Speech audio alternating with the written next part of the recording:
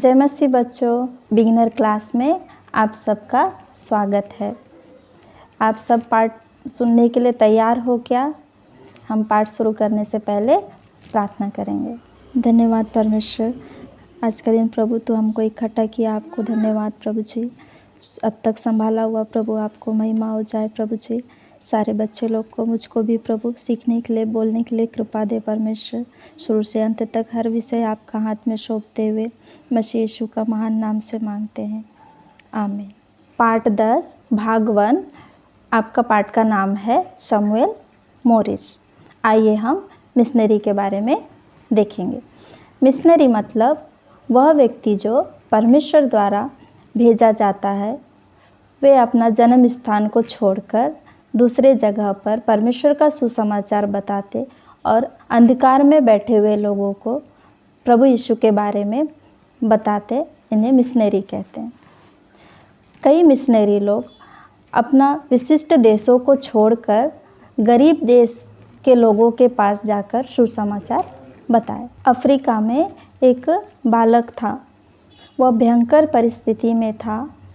वह परमेश्वर का सुसमाचार के बारे में सुना और प्रभु यीशु मसीह का प्यार को समझा और वह उस विषय में और भी ज़्यादा सीखने के लिए अफ्रीका से अमेरिका को गया। शमूएल मोरिस का जन्म 1873 में पश्चिम अफ्रीका के लिबेरिया शहर में हुआ। वह प्रिंस कबू भी उसे कहते थे। वहाँ अलग अलग जाति के लोग रहते थे। वे एक जाति दूसरे जाति से नफ़रत करते थे और वे बहुत भयंकर लोग थे। वे इंसानों को खा जाते थे। क्रूर जाति का नायक जिसका बेटा कबू था, वह राजकुमार के जैसा था, इसलिए उसे प्रिंस कबू भी कहा जाता था। एक जाति दूसरे जाति से लड़ाई करते थे बच्चों। उस दिनों में जो जाति जीत जाता था वह हारा हुआ जाति से पैसे मांगता था और उस लड़ाई होने पर कबू का पिता उस लड़ाई में हार गया बच्चों। जब वह हार गया तो उसका बेटा कबू को क्रूर जाति के लोग गुलाम होकर बंदी बनाकर उसे ले गए। वे कबू को बहुत मारते पीटते और उसे बहुत सताए। फिर कबू का पिता पैसे देने के बाद वे लोग उसे छोड़ दिए।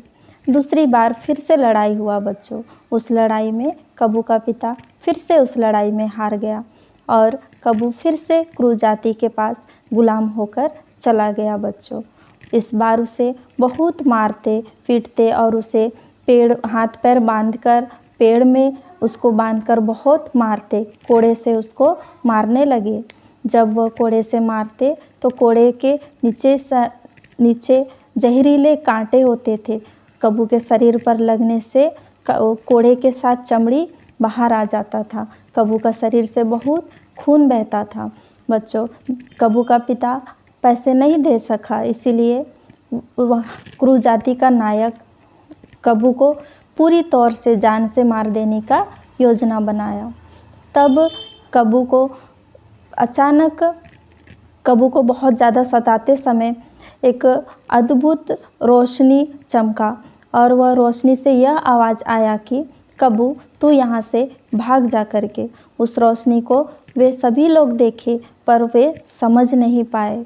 जब वह शब्द सुना तब कबू को जो रस्सियों से बांधा गया था वह रस्सी अपने आप खुल गया बच्चों और कबू को बहुत शक्ति मिला।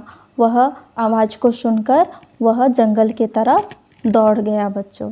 वह बहुत दूरी तक वह दौड़ते दौड़ते सफ़ेद जाति का जंगल के पास पहुंच गया। जब वह सफ़ेद जाति का जंगल में पहुंचा, वह वहां अपने जैसा एक लड़का को देखा बच्चों।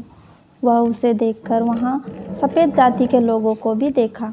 वह उनको देखकर कबू डर गया और सोचा कि ये सफ़ेद जाति का लोग भी मुझे गुलाम बनाएंगे करके वो वहाँ से डर के भाग रहा था बच्चों। तब उस लड़के ने कहा कि तुम्हें उनसे कोई खतरा नहीं है, आज से तुम मेरे पास मेरे घर में रहोगे करके। तब कबू बहुत खुश हो गया बच्चों।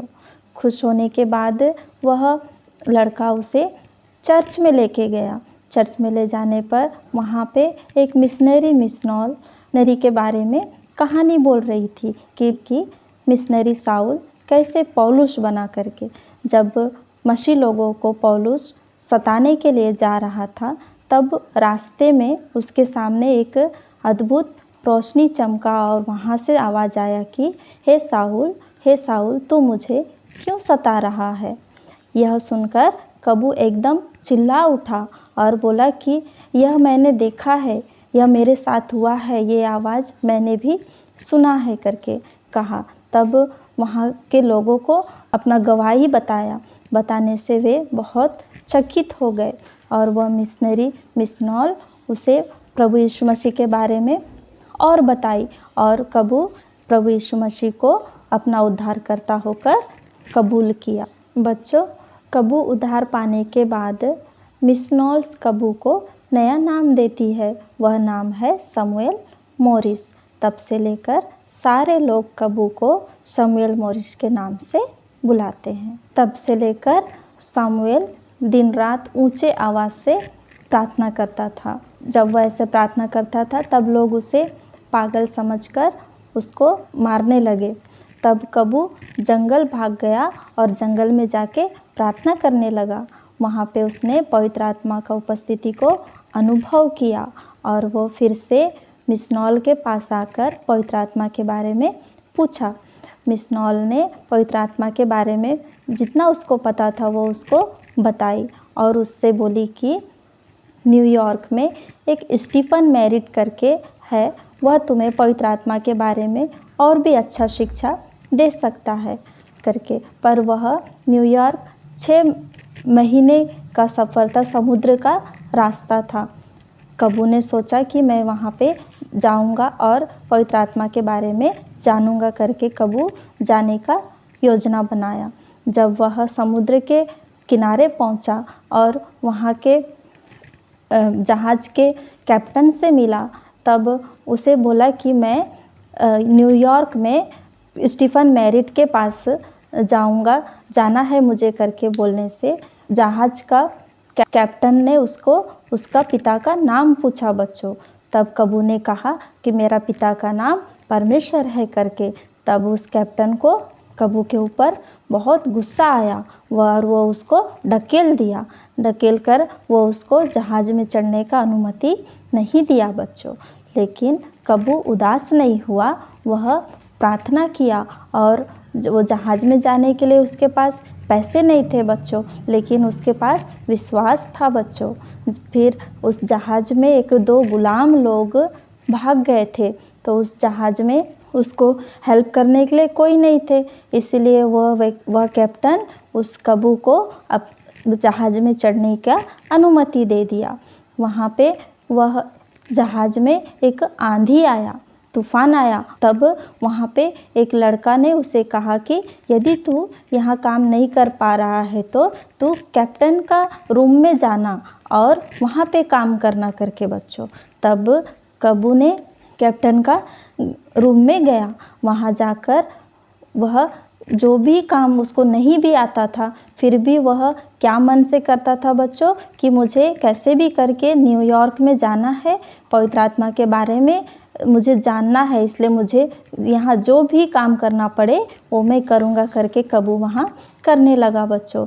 लेकिन जब कबू काम करते समय जहाज़ का कैप्टन उसको एकदम हाथ उठाया बच्चों मारने के लिए, तब कबू घुटने के बल डर से नीचे घुटने के बल आके प्रार्थना करने लगा बच्चों। लेकिन जब वो हाथ उठाया तो वह उसको मार नहीं सका बच्चों।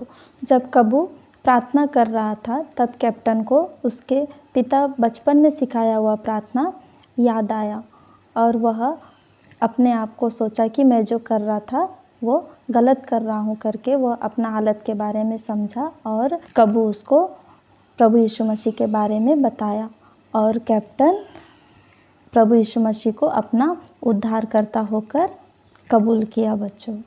फिर एक बार भयानक व्यक्ति दूसरे व्यक्ति को मारने जा रहा था, तब कबू बीच में जाकर उनको रोकने लगा बच्चों।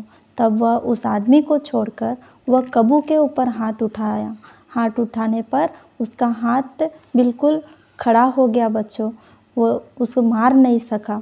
तब ये सारी बातें वे बाकी लोग देख रहे थे और तब वे कबू को पूछने लगे कि ऐसा कैसे हुआ करके। तब कबू उन सारे लोगों को सुसमाचार बताया और वे लोग भी उस यीशु मसीह को कबूल किए। हम इस क्लास को समाप्त करते हुए छोटी सी प्रार्थना करेंगे। धन्यवाद परमेश्वर, हमको अब तक चलाया प्रभु, आपको धन्यवाद। इस कहानी को सीखा हुआ सारे बच्चे लोग को आपका हाथ में देती हूँ प्रभु। सुना हुआ कहानी के अनुसार प्रभु तो अपने बच्चों को तैयार कर, सारे बच्चों को आपका हाथ में देते हुए मसीह यीशु का महान नाम से मांगती हूँ, आमीन।